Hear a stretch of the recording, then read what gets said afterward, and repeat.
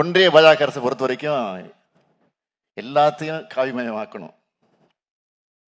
முதல்ல கல்வியை காவியமயமாக்கணும்.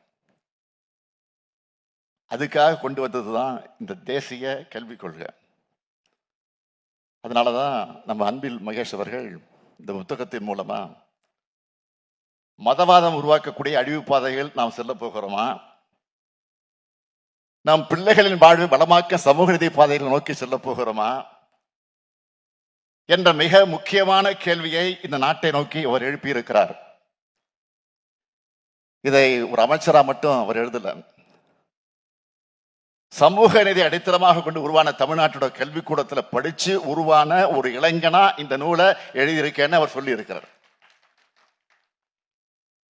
என்னை பொறுத்த வரைக்கும் தமிழ்நாட்டோட இளைஞனா, இந்திய நாட்டு குடிமகனா, திராவிட முன்னேற்ற கழகத்துடைய தொண்டனா தன்னுடைய கடமையை சிறப்பா செஞ்சிருக்கிறார் தம்பி மகேஷ் அவர்கள்.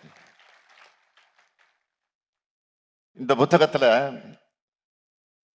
நாம ஏன் சமூக நீதி பார்வையோட தேசிய கல்விக் கொள்கையை எதிர்க்கிறோம்னு பிரிவா எழுதியிருக்கிறார்.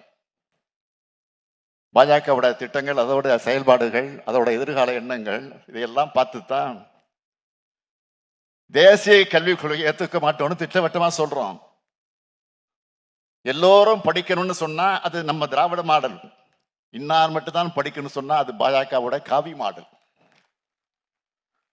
எல்லாருக்கும் எல்லாம்னு சொன்னா அது நம்ம திராவிட மாடல் கருத்தியல். எல்லாம் ஒருவருக்கேன்னு சொன்னா அது ஆரிய கருத்தியல்.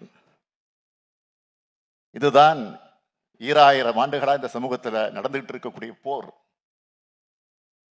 இன்னைக்கு நம்மோட உயர்வுக்கும் மேன்மைக்கும் அடித்தளமா இருக்கிறதே கல்விதான். நீதி கட்சி காலம் தொடங்கி நம்மோட போற கல்வி கூடங்கள் களத்துலதான் நாம் இருந்துகிட்டு இருக்கிறோம். அறிவுதான் நம்முடைய ஆயுதம். இன்னைக்கு கல்வி தடைபோடும் ஒன்றிய கல்விக் கொள்கைக்கு எதிராக நம்ம திராவிட மாடல் அரசு போர்வாலை சுழற்றிட்டு இருக்கு. இந்த போர் ஏன் முக்கியமானது என்றால், தேசிய கல்விக் கொள்கை இடஒதுக்கீட்டை சிதைச்சிடும்.